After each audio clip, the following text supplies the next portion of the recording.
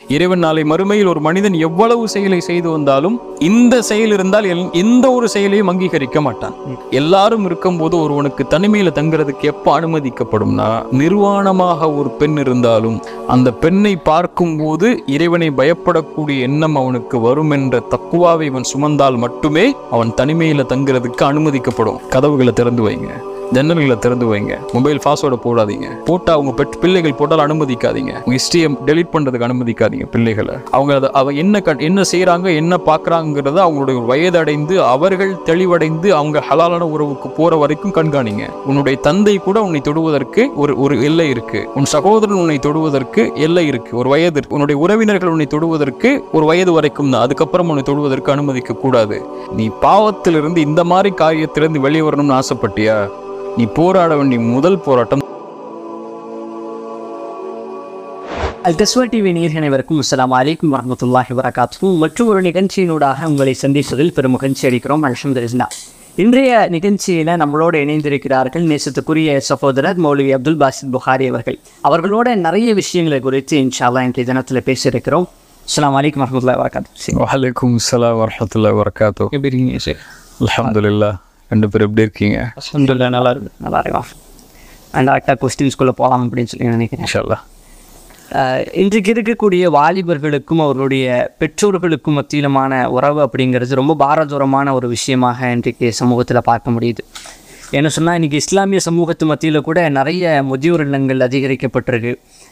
நிறைய வாலிபர்கள் திருமணம் முடித்தோன்னே தனியாக மனைவியோடு போயிடுறாங்க, பெற்றோர்களை விட்டுட்டு. இந்த மாதிரியான நிறைய விஷயங்கள் நம்மளால் பார்க்க முடியுது. இதற்கு மார்க்கம் என்ன சொல்லுது? அதாவது பிள்ளைகள் பெற்றோரிடத்தில் நடந்து கொள்ளக்கூடிய விதங்களை பற்றி இஸ்லாம் என்ன சொல்லுது? சுருக்கமாக சில முக்கியமான விஷயங்களை மட்டும் நான் இந்த இடத்துல பகிர்ந்து கொள்றது சம்பந்தமாக. அல்லாஹ்வுடைய மார்க்கத்தை பொறுத்த வரைக்கும் அல்லாஹ்வுக்கு பிறகு, படைத்த இறைவனை வணங்குதலுக்கு பிறகு, இறைவன் அவனுடைய அடியார்கள்ட்ட எதிர்பார்க்கக்கூடிய ஒரே ஒரு கடமை, அவனுடைய கடமைக்கு பிறகு என்னன்னு சொன்னா பெற்றோர்களுக்கு பணிவிடை செய்தல், பெற்றோர்களிடத்துல நல்ல முறையில் நடந்து கொள்ளுதல் தான். குர்ஆன் சொன்னது வகதா ரப்புக அல்லா தஅபுது இல்லா இய்யா வபில் வாலிதைனி இஹ்சானா. மனிதர்களுக்கு இறைவனை வணங்குதலை இறைவன் விதியாக்குகிறான். அதற்கு பிறகு அல்லாஹ் என்ன சொல்றான்னா, பெற்றோர்களிடத்தில் நல்ல முறையில் நடந்து கொள்ளுதலை இறைவனுக்கு பிறகு இறைவன் விதியாக்குகிறான் அப்படின்னு சொல்றான். குர்ஆன்ல ரெண்டு வசனங்கள், குர்ஆன்ல 3 வசனங்கள் இருக்கு. ரெண்டு கடமைகளை இணைத்து சொல்லும்.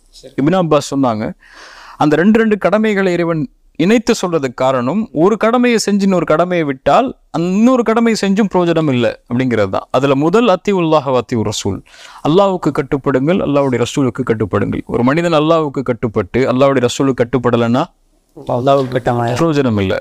ரெண்டாவது அக்கீமுஸ் ஸலவாத்து ஸக்கா, தொழுகை நிறைவேற்றுங்கள், ஜக்காத்தை கொடுங்கள். இப்போ ஒருவன் தொழுகை நிறைவேற்றா ஜக்காத்தை கொடுக்கலன்னா அவன் தொழுகை நிறைவேற்றியும் பிரயோஜனம் இல்லை. அதே மாதிரி தான் குர்ஆன் சொல்லுது, அனிஷ்குருலி வலிவாரிதைக்க, எனக்கு நன்றி செலுத்துங்கள், இந்த உலகத்தில் நான் தான் உங்களை படைத்தேன். ரெண்டாவது உங்களுடைய பெற்றோர்களுக்கு நன்றி செலுத்துங்கள், ஏன்னா அவங்க மூலியமா தான் இந்த உலகத்துக்கு நீங்க வந்தீங்க. அப்படின்னா எனக்கு நன்றி செலுத்துகிறான் ஒருவன், அல்லாஹ்வுக்கு நன்றி செலுத்துகிறான் ஒருவன், பெற்றோர்களுக்கு நன்றி செலுத்தலைன்னா என்ன அர்த்தம்? அல்லாஹ்வுக்கு நன்றி செலுத்தலைன்னு அர்த்தம்.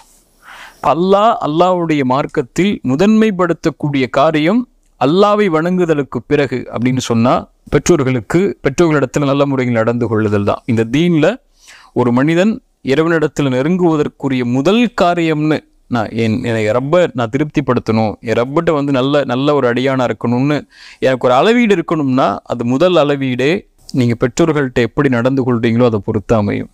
ரெண்டாவது, இறைவனிடத்துல நீங்க மிகப்பெரிய கெட்டவராக, இறைவனுக்கு நன்றி செலுத்தாத ஒரு அடியானாக ஆகுவதற்கு, இறைவனை மறுப்பதற்கு பிறகு ஒரு பெரிய பாவத்தை நீங்க செய்யணும்னா, உங்க பெற்றோர்களிடத்துல போய் நோவினை செஞ்சிருங்க, உங்க பெற்றோர்களை காயப்படுத்திடுங்க, உங்க பெற்றோர்கள் கண்ணீர் வடிக்கிறது காரணமாயிருங்க, உங்கள் பெற்றோர்கள் உங்களை வெறுக்கிறது காரணமாயிருங்க, அவ்வளவுதான் போதும்.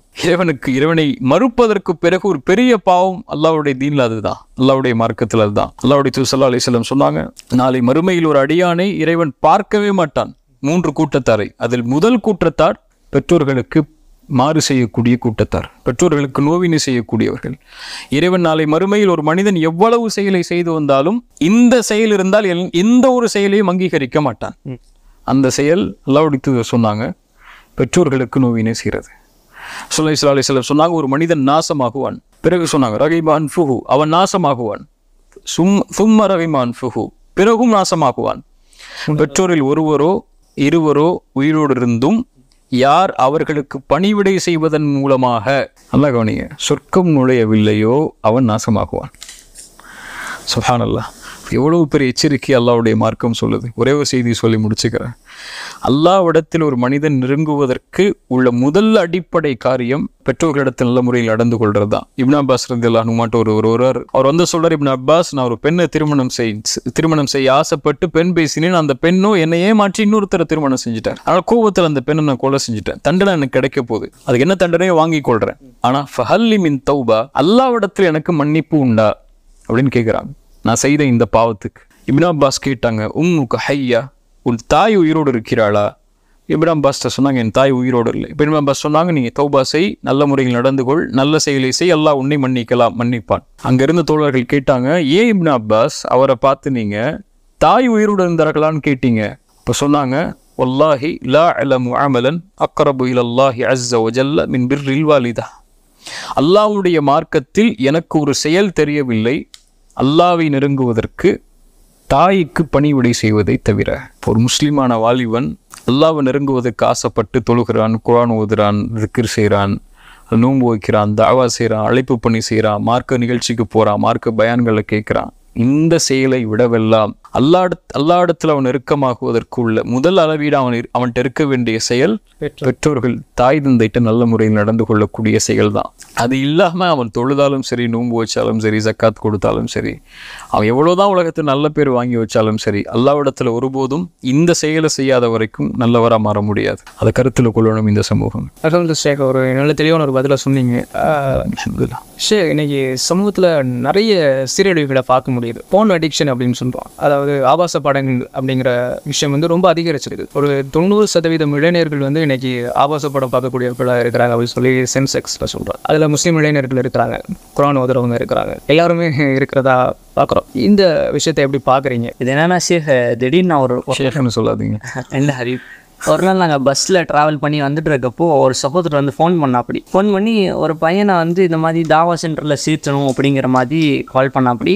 நம்மளும் சரி தாவா சென்டர் பேசுவோம் அப்படின்ற மாதிரி தாவா சென்டர்லையும் பேசணும், எல்லாம் இது பண்ணோம். கடைசியில் திரும்பி நம்ம ஃபோன் பண்ணி அவர் என்ன செய்கிறாரு, என்ன படிக்கிறாரு, எதுக்காக சேர்த்தணும் அப்படின்ற டீட்டெயில் கேட்கும் பொழுது அவர் சொன்ன வார்த்தை என்னென்னு பார்த்தீங்கன்னா, அந்த பையன் ஒரு 7th standard to 8th standard போகக்கூடிய ஒரு பையன், வயசில் ரொம்ப சின்ன பையன், அவனுக்கு மொபைல் ஃபோன் கையில் இருக்குது, எல்லா விதமான ஆபாசங்களையும் அவன் பார்க்கக்கூடியவனாக இருக்கான். கிளாஸில் இருக்கக்கூடிய சக மாணவியிட்ட தவறான முறையில் நடந்து அந்த இடத்துல என்ன செஞ்சுருக்காங்கன்னா, அந்த பையனை வந்து பிடிச்சி கண்டிஷன் போட்டு திட்டிருப்பாங்க போல. இதெல்லாம் பார்த்து வீட்டில் இருக்கக்கூடிய பெற்றோர் வந்து மன உளைச்சலுக்கு ஆளாகிறாங்க. அது மட்டும் இல்லாமல் தந்தை இல்லாமல் வளர்ந்த ஒரு தாயினுடைய அரவணைப்பில் மட்டுமே வளர்ந்த ஒரு சிறுவனாக இருக்கக்கூடிய நேரத்தில் இந்த சிறுவன் அப்படிங்கிற பட்சத்தில் இப்போ இளைஞர்கள் அப்படின்னா ஓகே, இந்த சிறுவர்களுக்கு மத்தியிலும் கூட இன்றைக்கு அந்த மாதிரியான விஷயங்கள் அதிகமான அளவில் காணப்படுது. காலம், நிலைமை, சமூகத்துடைய சூழல், வாழக்கூடிய இந்த காலகட்டம் எங்க பார்த்தாலும் ஆபாசங்களின் பக்கம் ஈர்க்கக்கூடிய காலகட்டமாக மாறிடுச்சு.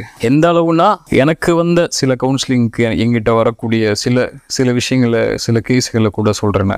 முஸ்லிம் வாலிபன் தன் தாய் மேல ஈர்ப்பு கொள்றான். தன் தாயை பார்த்தால் கூட அவனுக்கு தவறான எண்ணங்கள் தோன்ற அளவுக்கு அவனுடைய சிந்தனைகள் மாறுது. தன்னுடைய சகோதரி மேல ஈர்ப்பு கொள்றான், தன்னுடைய உறவினர் மேல ஈர்ப்பு கொள்றான், தன் அண்ணனுடைய மனைவி மேல ஈர்ப்பு கொள்றான். அனுமதிக்கப்படாத உறவுன்னு தெரிந்தும் அந்த உறவு மேல தவறான எண்ணத்தை கொள்ளக்கூடிய காலத்துல நம்ம வாழ்ந்துட்டு இருக்கோம். அப்படி ஒரு மனிதனுடைய மூளையை, குறிப்பா வாலிபர்களுடைய மூளையை ஆக்கிரமிக்கக்கூடிய செயல்பாட்டுல மிகுந்த செயல்பாடுடையதான் நீங்க சொன்ன மாதிரி இந்த ஆபாச படங்கள் மாறிடுச்சு. இத தவிர்க்கிறதுக்கு 1000 காரணிகள் இருந்தாலும் முதல் காரணி அல்லாஹ்வுடைய பயம் மட்டும்தான். ஒரு மனிதன் தன்னை கண்காணிக்கக்கூடிய ஒருவன் இருக்கிறான் அப்படின்னு என்னைக்கு அவன் நினைக்கிறானோ அப்பதான் முதல்ல பாவங்கள் இருந்து வெளிவரக்கூடிய முதல் ஸ்டெப் எடுத்து வைப்பான். அது வரைக்கும் எடுத்து வைக்க மாட்டான். ரசூலுல்லாஹி ஸல்லல்லாஹு அலைஹி வஸல்லம் ஒரு ஹதீஸை சொன்னாங்க. குறிப்பா இந்த ஹதீஸ் தனிமையில தவறான காட்சிகளை பார்க்குறவங்களோ, தவறான செயல்பாடுகளை செய்கிறவங்களோ, தவறான எண்ணங்களை தனிமையில் வர்றவங்களுக்கு மிகுந்த எச்சரிக்கையான ஹதீஸ். ரசூலுல்லாஹி ஸல்லல்லாஹு அலைஹி வஸல்லம் சொன்னாங்களா, அலமன்ன அக்வாமன் மின் உம்மதி யஅதூன யௌமல் கியாம பிஹஸனாத்தின் அம்சாலி ஜிபாலி திஹாமத பைதன். என் சமூகத்தில் ஒரு மக்கள் நாளை மறுமையில திஹாமாவுடைய மலையளவு நன்மைகளை சுமந்து வருவாங்க. ஆனால் அந்த நன்மைகளை திஹாமாவுடைய மலையளவு சுமந்து வந்தாலும் அல்லாஹ் அதை தூசிகளாக மாற்றி விடுவான். சஹாபாக்கள் கேட்டாங்க, அல்லாஹ்வுடைய தூதரே, அவர்களை பற்றி எங்களுக்கு சொல்லுங்க, அவங்க யாரு? ரசூலுல்லாஹ் சொன்னாங்க, அவங்களுடைய தோளிலிருந்து வருவார்கள், உங்களை சார்ந்தவர்கள் அவர்கள், உங்களுடைய மக்கள் தான், உங்கள் சமூகம் தான், வேற சமூகத்தை பற்றி நான் பேசலை. எப்படி யஹுதூன லைல கமா தஹுதூன், இரவுடைய வணக்கத்தை நீங்கள் எப்படி எடுத்துக்கொள்கிறீர்கள்? சஹாபாக்களை பார்த்து சொல்கிறாங்க, தஹஜ்ஜுடைய தொழுகையோ கியாமுல்லைலுடைய தொழுகையோ நீங்கள் எப்படி தொழுவீங்களோ அது மாதிரி அவங்களும் தொழுவாங்க. கியாமுல்லைலுடைய தொழுகையை தொழுவான். இப்போ கியாமுல்லைல தொழுகிறவன் ஃபஜ்ர தொழ மாட்டானா? கியாமுல்லைல தொழுகிறவன் 5 வக்து தொழுகை தொழ மாட்டான், நோன்பு வைக்க மாட்டானா? எல்லா காரியங்களையும் செய்வான். ஆனால் இப்படி ஒரு மனிதன் வருவான் நாளைக்கு மறுமையில். ஆனால் அவனுடைய நன்மைகள் எல்லாம் திஹாமாவுடைய மலையளவு இருந்தாலும் என்னாகும்? தூசியாக மாற்றப்பட்டுரும். ரசூலுல்லாஹி ஸல்லல்லாஹு அலைஹி வஸல்லம் அவங்கள்ட்ட கேட்டாங்க, அல்லாஹ்வுடைய தூதரே, என்ன பாவம் செய்வான்? இதா ஹலவ் பி மஹாரிமில்லாஹி இன்தஹகுஹா. இதான் முக்கியங்க. வெளிப்படையில் அவன் எந்த ஒரு தவறான செயலையும் செய்ய மாட்டான், நல்லவராக இருப்பான். ஆனால் தனிமைன்னு வந்துருச்சுன்னா, இந்த கதவுகள் அடைக்கப்பட்டு ஜன்னல் அடைக்கப்பட்டு யாரும் அவரை பார்க்கலன்னு எண்ணம் வந்துச்சுன்னா ஃபோன் எடுத்துருவான், யூடியூப் போயிடுவான், தவறான வெப்சைட்டுக்கு போயிடுவான். ஏன்னா யாரும் அவனை கண்காணிக்கல. அப்போ தவறான செயலை பார்க்க ஆரம்பிச்சிருவான். இப்போ தனிமையில் அல்லாஹ்வுடைய சட்டங்களை முறித்து விடுவான். வெளிப்படையில் முறிக்க பயப்படக்கூடியவன். வெளிப்படையிலே பயப்படுறான். அப்போ அவன் சமூகம் பார்க்கும், பெற்றோர் பார்த்துருவாங்க, அண்ணன் பார்த்துருவான், தம்பி பார்த்துருவா, அல்லது வேலைக்காரங்க இருக்காங்க அவங்க பார்த்துருவாங்க, ஃப்ரெண்டு பார்த்துருவான், ஆசிரியர் பார்த்துருவாங்க அப்படின்னு வெளிப்படையில் பயப்படுவான். ஆனால் தனிமையில் யாரும் பார்க்கலையே, அதனால நான் எதை வேணாலும் பார்க்கலாம், எந்த ஒரு காட்சியை வேணாலும் பார்க்கலாம், யாரிடத்துல வேணாலும் தவறாக பேசலாம், யாரிடத்துல வேணாலும் தவறான தொடர்பு வைக்கலான்னு சொல்லி எண்ணம் அவனுக்கு வர ஆரம்பிச்சிடும். இப்போ இப்படி தனிமையில் அல்லாஹ்வை மறக்கக்கூடியவன் இந்த செயல் செய்தால் அல்லாஹ் அவனுடைய நன்மைகளை திஹாமாவுடைய மலையளவு இருந்தாலும் அல்லாஹ் தூசிகளாக மாற்றிடுவான். ஏன் அல்லாஹ்வுக்கு இது அவ்வளவு கோபத்துக்குரிய காரியம்னா, அது எதனால இவ்வளோ கோபத்திற்குரிய காரியமாக? அல்லாஹ் உங்களை பார்க்கல நீங்கள் நினச்சா யாரு? நீங்கள் அல்லாஹ் உங்களை பார்க்கல நினச்சா நீங்கள் யாரு? முஸ்லிமா? இல்லை, முஷ்ரிக்காயிருவீங்க. இறைவனை மறுக்கக்கூடிய காரியத்துக்கு நெருக்கமாயிருவீங்க. அல்லாஹ்வுடைய பார்வையை மறுக்கக்கூடியவன். இப்போ அல்லாஹ் என்னை பார்க்கல அப்படின்னு ஒருத்தர் நினைச்சானா, அல்லது வெளிப்படையில தான் இந்த பகலில் தான் இறைவன் பார்க்க முடியும், ஜன்னல் அடைச்சிட்டா கதவை அடைச்சிட்டாலாம் அல்லாஹ் பார்க்க முடியாது அப்படின்னு நினைச்சவன் யாரு? அப்போ உன்னுடைய பெற்றோர்கள் வெளிப்படையில் உன்னை பார்த்தால் பயம் வருது, உன் சகோதரன் பார்த்தால் பயத்தை விட வெட்க உணர்வு வருது. அவன் என்ன பார்த்துட்டு என்ன நினச்சிருவான், இவன் என்ன பார்த்துட்டு என்ன நினச்சிருவான், அவன் என்ன தெரிஞ்சுட்டான்னு நினச்சிருவான். நான் தவறான படத்தை பார்த்துட்டு இருக்கும்போது என் ஃப்ரெண்டு பார்த்துட்டானா, டே என்னடா பார்த்துட்டு இருக்க, எல்லாம் பார்க்கலாமாடான்னு கேட்பான்ல. அம்மா பார்த்தாங்கன்னா நீ ஏன் பிள்ளையார கேட்பாங்கல்ல. இப்போ அதை பயப்படுற. இப்போ தனிமையில் இறைவன் வெளிப்படையில் இறைவன் பார்க்குறான், வெளிப்படையில் எல்லாரும் பார்க்குறாங்கன்னு பயப்படுற. தனிமையில் ஒன்று ஒருத்தர் பார்க்குறானே. இப்போ உன் பெற்றோருக்கு முக்கியத்துவம் கொடுப்பதை விட நான் அடிக்கடி பயன்களில் சொல்லுவேன், நீங்கள் ஒரு வாலிபன் கதவை மூடிட்டு தப்பான ஒரு படத்தை பார்த்துட்டு இருக்கான்னு வைங்க, வெளியில் அவனுடைய பெற்றோர் நடந்து வரக்கூடிய சத்தம் கேட்குது. அதை விடுங்க, பெற்றோரை விடுங்க, அந்த வீட்டில் வேலை செய்யக்கூடிய ஒரு வேலையால் நடந்து வரக்கூடிய சத்தம் கேட்குது. கதவை தட்டுறாங்க, தம்பி என்னப்பா பண்ணுற அப்படின்னு. என்ன செய்வான்? எல்லாம் பண்ணிடுவான். தொடர்ந்து மூடி வச்சுட்டு வேலையை பார்க்க ஆரம்பிச்சிருவான். அப்போது உன் வீட்டில் வேலை பார்க்கக்கூடிய ஒரு வேலையாளின் கால் தடத்தின் சப்தத்திற்கு நீ கொடுக்கக்கூடிய வெட்க உணர்வை கூட உன்னை படைச்ச ரப்பு உன்னை பார்க்குறான். அலம் தஅலம், அல்லாஹ் குர்ஆன்ல சொல்கிறான், வானம் பூமிகளை உள்ள எல்லாவற்றையும் அறிந்தவனாக அல்லாஹ் இருக்கிறான். மா யகுனு மின் நஜ்வா ஸலாஸத்தின் இல்லா ஹுவ ராபிஉஹும். நீங்கள் 3 பேர் இருந்தால் 4ஆமவராக அல்லாஹ் இருக்கிறான். நீங்கள் 4 பேர் இருந்தால் 5ஆமவராக அல்லாஹ் இருக்கிறான். நீங்கள் குறைவாகவோ கூடுதலாகவோ எவ்வளவு எண்ணிக்கையில் இருந்தாலும் இல்லா ஹுவ மஅஹும் ஐனமா கானூ, அல்லாஹ் உங்களோட தான் இருக்கிறான் நீங்கள் எங்க இருந்தாலும். அல்லாஹ்வை நீங்கள் பார்க்கக்கூடிய நிலைமையில் அவனை நீங்கள் தரம் தாழ்த்தினால் அல்லாஹ் ஏற்றுக்க மாட்டான். உன் தாய்க்கு கொடுக்கக்கூடிய கண்ணியத்தை கூட, உன்னோட வாழக்கூடிய சக மனிதனுக்கு கொடுக்கக்கூடிய கண்ணியத்தை கூட, அந்த வெட்க உணர்வை கூட அல்லாஹ்வுக்கு நீ கொடுக்கலன்னு சொன்னா அல்லாஹ் எப்படி ஏற்றுக்கொள்வான்? இப்போ மிகப்பெரிய பாவம் அது, மிகப்பெரிய குற்றம் அது. அப்படி ஒரு அந்த ஈமான் இருக்கு இல்லையா, இப்போ தனிமையில் நான் இருக்கிறேன், என்ன அல்லாஹ் பார்த்துட்டு இருக்கிறான் அப்படிங்கிற எண்ணம் எனக்குள்ள வலுவாக வரணும் அப்படின்னு சொன்னால் நான் என்ன செய்யணும்? என்னுடைய செயல்பாடு, முதலாவது செயல்பாடு அஸ்ஸலா, தொழுகை. 5 வக்து தொழுகையை தொழுகிறதுக்கு போராடு உள்ளத்துல. நீ பாவத்திலிருந்து இந்த மாதிரி காரியத்திலிருந்து வெளியே வரணும்னு ஆசைப்பட்டியா, நீ போராட வேண்டிய முதல் போராட்டம் தொழுகையில். ஃபஜ்ருக்கு போராடு, லுஹருக்கு போராடு, அஸருக்கு போராடு, மக்ரிபுக்கு போராடு, இஷாவுக்கு போராடு. ஏன் போராடுன்னு சொல்கிறேன்? இன்ன ஸலாத்த தன்ஹா அனில் ஃபஹ்ஷாஇ வல் முன்கர். தொழுகை மானக்கேடான விஷயத்திலிருந்து உன்னை பாதுகாக்கும். உன்னுடைய கவனம் தொழுகையின் பக்கம் திரும்பினா அல்லாஹ்வின் பக்கம் அல்லாஹ்வின் கவனம் உன் பக்கம் திரும்பும். அல்லாஹ்வின் கவனம் உன் பக்கம் திரும்பினா பாவங்களிலிருந்து பாதுகாப்பை இறைவன் கொடுப்பான். நீ பாவம் செய்யவே முடியாது, அந்த பாதுகாத்துருவான். யூசுப் அலைஹிஸ்ஸலாம் அந்த ஒரு பெண் தன்னை தவறான இச்சைக்கு அழைக்கும் போது அவங்க என்ன சொன்னாங்கன்னா, யாரெல்லாம் நீ பாதுகாக்கலைன்னா நான் அந்த பெண்ணிட்ட போயிருப்பேன், நான் என்னால் இது நடக்கலையா அல்லா, நீ பாதுகாத்தன்னாங்க. இப்போ அல்லாஹ்வுடைய அருள்களில் மிகப்பெரிய அருள் ஒரு பாவத்தை செய்ய விடாமல் அல்லாஹ் பாதுகாப்பது. அதுவும் இந்த மானக்கேடான செயல்களின் பக்கம் நெருங்க விடாமல் ஒருவரை பாதுகாப்பது அல்லாஹ்வுடைய அருள். இப்போ அந்த அருள் வேணுமா, போய் பள்ளியில் நெல்லு. இன்ன ஸலாத்த தன்ஹா அனில் ஃபஹ்ஷாஇ வல் முன்கர். ரெண்டாவது அஸ்ஸஹ்பத்து ஸாலிஹா, நல்ல நட்பை ஆக்கிக் கொள்ளுதல். அல் மர்உ அலா தீனி ஹலீலிஹி ஃபலயன்துர் அஹதுக்கும் மை யுஹாலில். ரசூலுல்லாஹ் சொன்னாங்க ஸல்லல்லாஹு அலைஹி வஸல்லம், ஒரு மனிதன் தன் நண்பன் எப்படியோ படித்தான், அதனால் நீங்கள் பார்த்து கொள்ளுங்கள் யாரோடு பழகிறீங்கன்னு சொல்லி. இந்த மாதிரி செயல்பாடுகள் உள்ளவரோடு நீங்கள் பழகுனீங்கன்னா அவர்கிட்ட இருந்து அவங்கள்ட்ட வரும். அது ஒன்று அவர்கிட்ட நீங்கள் பழகுனீங்கன்னா ஒன்று அதை பாவமாக அதை செய்வீங்க, இல்லை நான் செய்யாமல் நான் ஒதுங்கி இருக்கிறேன், அவன் தான் பார்க்குறான், அவன் தான் பார்ப்பான், நான் பார்க்க மாட்டேன், நான் நல்லவனாக தான் இருப்பான் முன்னாடி, அவன் பார்த்தா கூட நான் ஒதுங்கி ஓரமாக உட்காந்துப்பேன், அவன் இப்படி பேசினா கூட நான் ஒதுங்கி ஓரமாக உட்காந்துப்பேன்னா ரெண்டு நடக்கும். ஒன்று அதை செய்ய மாட்டீங்க, ஓகே. ரெண்டாவது அதை ஒரு பாவமாகவே நீங்கள் கருத மாட்டீங்க. அதை பாவமாக கருதலைன்னா தனிமைன்னு வரும்போது இயற்கையாக உங்களுக்கு அந்த எண்ணம் மனதுக்குள்ளே தோன்றிக்கிட்டே இருக்கும். ரொம்ப அது நேச்சராக இன்னைக்கு எல்லாம் நார்மலைஸ் ஆகிட்டு இருக்கு. இல்லை தான் சொல்கிறேன்ல, இன்னைக்கு ஒரு சென்ஸ் ஒரு ரிப்போர்ட் படியே இன்னைக்கு தவறான பழக்கங்கள் எல்லாம் ஒரு முன்னாடி காலத்தில் 22 வயது 24 வயது 25 வயதுக்கு அப்புறம் நடக்கும். நான் சொல்றது ஒரு 90-80s சொல்கிறேன். அதுக்கு முன்னாடிலாம் இன்னைக்கெல்லாம் 12 வயசு 13 வயசு பையன் கூட இந்த விஷயத்தில் ரொம்ப தீர்த்தி ஆகிறான். அவனுக்கு பாவம் எளிதாயிருது. ஃபோன்லேயோ அவனுக்கு இருக்கக்கூடிய மொபைல் ஃபோன்கள்லையோ அல்லது அவனுக்கு இருக்கக்கூடிய தொடர்புகள்லையோ அவன் ஸ்கூல்லையோ இதை பற்றி பேச ஆரம்பிச்சிடறாங்க. அப்போ அவனுடைய எண்ணங்களும் சிந்தனைகளும் இதை பக்கம் போக ஆரம்பிக்குது. எப்போ ஒருவன் சிறிய வயதிலேயே இதை தெரிந்து கொள்ள ஆரம்பிக்கிறானோ, இந்த எண்ணங்களுக்கு உட்பட ஆரம்பிக்கிறானோ, அவன் ஒரு 25 வயது வர்றதுக்கு முன்னாடியே பல விஷயங்களை இதில் பாவங்களில் கடத்தியிருப்பான். வெளிப்பட சொல்ல முடியாது என்ன பாவங்கள், அது விபச்சாரமாக கூட இருக்கலாம். விபச்சாரத்தில் மூழ்கி அவன் எழுந்து வந்துடுவான் 25 வயதுக்குள்ளே. சிறிய வயதில் அவன் மனதுக்குள்ளே இது போயிடுச்சுன்னா. அப்போ மூன்றாவது, பெற்றோர்களுடைய கடமை நல்ல நட்பை அவன் தேர்ந்தெடுத்ததற்கு பிறகு பெற்றோர்களாக இருக்கக்கூடியவங்களுடைய கடமை அவனை கண்காணிக்கிறது. அவனுக்கு தனிமை என்ற அறையே கொடுக்கக்கூடாது. மிக முக்கியமான காரியம் அது. ஒரு வாலிபனும் தனக்கு இந்த எண்ணம் இருந்துச்சுன்னா அவன் தனிமையுடைய அறையை எடுத்துக்கொள்ளவே கூடாது.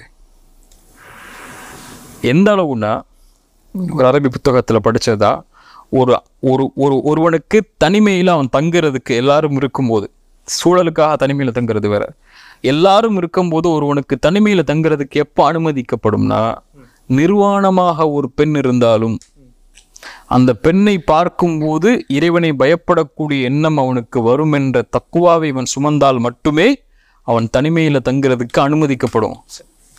அந்த எண்ணம் யாருக்காவது வருமா? அவ்வளோ தக்குவாவை சுமந்தவங்களை நம்ம வாழ முடியுமா? அல்லாஹ் அப்படி உருவாக்கணும். அப்படி இருக்கிறோமா? இல்லை. அப்போ தனிமையில் இருக்கக்கூடாது. கதவுகளை திறந்து வைங்க, ஜன்னல்களை திறந்து வைங்க, மொபைல் பாஸ்வேர்டை போடாதீங்க, போட்டால் அவங்க பிள்ளைகள் போட்டால் அனுமதிக்காதீங்க, உங்கள் ஹிஸ்ட்ரியை டெலீட் பண்ணுறதுக்கு அனுமதிக்காதீங்க பிள்ளைகளை.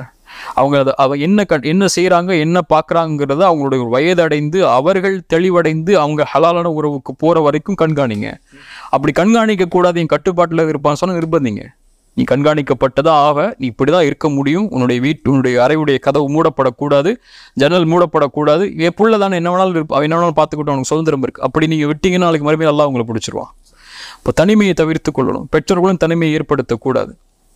இந்த மாதிரி காரியங்கள் மட்டும்தான் அவனை அதிலிருந்து வெளியே கொண்டு வரும். இல்லைன்னா அவனை சிறு வயதிலேயே நுழைக்கப்பட்டுட்டீங்கன்னா இன்னும் எல்லையற்ற பாவங்கள் வரக்கூடிய காலத்தில் இன்னும் அவன் தன்னை அழித்துக் கொள்வதற்கு அது காரணமாயிரும்.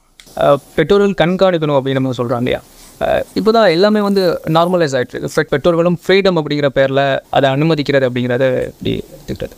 எப்படி இதை ஃப்ரீடம் ஆக்குவீங்க? ஃப்ரீடம் அப்படின்னு சொன்னால் நான் என்ன சொல்கிறேன் அப்படின்னா, நான் ஒரு தவறு செய்கிறேன் அப்படின்னு சொன்னால் நான் அதை கேஷுவல் என்னோட ஃப்ரெண்ட்ஸ்கிட்ட பேசுகிறேன் அப்படிங்கிறது அது ஒரு குற்றமாக பார்க்கப்படல. நீங்கள் சொன்ன மாதிரி தவறான ஒரு ஆட்கள் பழகுறோம் அப்படின்னு சொன்னால் இல்லை, குறிப்பாக நீங்கள் சொல்கிற மாதிரி நான் ஒன்று சொல்கிறேன். செக்ஸ் எஜுகேஷன் இன்றைக்கி வந்து உலகத்தில் எல்லாருமே சொல்லக்கூடிய செக்ஸ் எஜுகேஷன் குழந்தைகளுக்கு சொல்லிக் கொடுக்கப்படணும்னு சொல்லி. இதில் இந்த வெஸ்டர்ன் கண்ட்ரியில் இருக்கக்கூடிய செக்ஸ் எஜுகேஷனை பற்றி நான் பேச வரல, அது வேறமான செக்ஸ் எஜுகேஷன். குழந்தைங்களுக்கு போய் எப்படி செக்ஸ் பண்ணணும், எப்படி வந்து ஒரு ஆண் ஒரு பெண்ணோட சேரணும், ஒரு ஆண் எப்படி பெண்ணோட சேரணுங்கிற எண்ணத்தை உட்படுத்துறது இல்லை செக்ஸ் எஜுகேஷனுங்கிறது. இஸ்லாம் சொல்லக்கூடிய செக்ஸ் எஜுகேஷனை ஒரு ஆணுக்கும் ஒரு பெண்ணுக்கும் கற்றுக் கொடுக்க வேண்டிய பொறுப்பு பிள்ளைகளுக்கு கற்றுக் கொடுக்கக்கூடிய பொறுப்பு பெற்றோர்களுக்கு வந்துருச்சுன்னா நீங்கள் சொல்லக்கூடிய இந்த விஷயங்கள்லாம் நடக்காது. ஒரு ஆண்னா யாரு, நீ யாரு, நீ ஒரு ஆண். உன்னுடைய தேவை நிறைவேறுவதற்கு ஒரு வயது இருக்குது. அந்த வயதுக்கு வரும்போது நீ திருமணம் செய்யணும். அந்த திருமணத்திற்கு பிறகு உனக்கு குழந்தைகள் பிறக்கும். அந்த திருமணத்துக்கு தகுதியான பெண் என்று ஒருவள் இருப்பாள். அவளை நீ தேர்ந்தெடுக்கலாம் அல்லது நாங்கள் தேர்ந்தெடுத்து உனக்கு கொடுக்கலாம். விருப்பத்தின்படி நீ திருமணம் செஞ்சு அந்த பெண்ணோட மட்டும்தான், அந்த பெண் மட்டும்தான் நீ வந்து கவர்ச்சி பொருளாகவோ அல்லது அந்த பெண்ணுடைய முழுமையான உரிமையாளனா நீ மாறுவதற்கு அனுமதிக்கப்படுவ. அதுக்கு முன்னாடி இருக்கக்கூடிய எல்லா பெண்களும் உனக்கு தாய் மாதிரி, உன் சகோதரி மாதிரி, உன்னுடைய உறவினர் மாதிரி. எப்படி உன் தாயை நீ தப்பான பார்வையில் பார்க்க மாட்டியோ அந்த மாதிரி அந்த பெண்ணை நீ தப்பான பார்வையில் பார்க்கக்கூடாது. எப்படி உன் தாய் இடத்துல வந்து ஓரளவு நெருக்கத்தை கடைபிடிக்க மாட்டியோ அதே மாதிரி அந்த பெண்களிடத்திலும் நெருக்கத்தை கடைபிடிக்கக்கூடாது. இப்படிங்கிற ஒரு வரைமுறை ஒரு ஆணுக்கு சொல்லிக் கொடுக்கணும். ஒரு பெண்ணுக்கு பெற்றோர்கள் சொல்லிக் கொடுக்கணும். நீ ஒரு பெண், நீ வந்து இயற்கையாகவே ஒரு ஆணுடைய கவனத்துக்கு உட்படுத்தப்படுவ. யாராக இருந்தாலும் ஒரு பெண் மேலே ஈர்ப்பு ஏற்படும். இந்த வயசில் கூட, நீ சின்ன வயசில் இருக்கும்போது கூட ஏற்படும். அப்போ உனக்கு தகுதி இல்லாத எந்த ஒரு ஆணும் உன்னை தொடுவதற்கு நீ அனுமதிக்கக்கூடாது. நீ வந்து இல்லைன்னு சொல்லி பழகு. யாராவது உன்னை தொட்டாங்கன்னா நீ தொடக்கூடாதுன்னு சொல்லி பழகு. சின்ன வயசுல இருந்தாலும் சரி. உன்னுடைய தந்தை கூட உன்னை தொடுவதற்கு ஒரு எல்லை இருக்கு. உன் சகோதரன் உன்னை தொடுவதற்கு எல்லை இருக்கு, ஒரு வயது இருக்கு. உன்னுடைய உறவினர்கள் உன்னை தொடுவதற்கு ஒரு வயது வரைக்கும் தான், அதுக்கப்புறம் உன்னை தொடுவதற்கு அனுமதிக்க கூடாது. இப்படிங்கிற ஒரு கல்வியை கொடுக்கறது தான் ஒரு பெண் தன்னை எப்படி பாதுகாத்து கொள்ளணும் இந்த மாதிரி செயல்பாடுகள்ல இருந்து அப்படிங்கிற கல்வியை கொடுக்கறது தான் ஒரு ஆண் தன்னை எப்படி பாதுகாத்து கொள்ளணும், ஒரு பெண்ணை அவன் எப்படி பார்க்கணும், அவன் எந்த மரியாதையோட, எந்த கண்ணியத்தோட, எந்த பார்வையோட, எந்த ஒரு எண்ணத்தோட ஒரு பெண்ணை பார்க்கணுங்கிற கல்வியை கொடுத்து அவனை பாதுகாத்து கொள்ளக்கூடிய கல்வி தான் இஸ்லாம் சொல்லக்கூடிய செக்ஸ் எஜுகேஷன். சரியா? இதை கற்றுக் கொடுக்கணும்.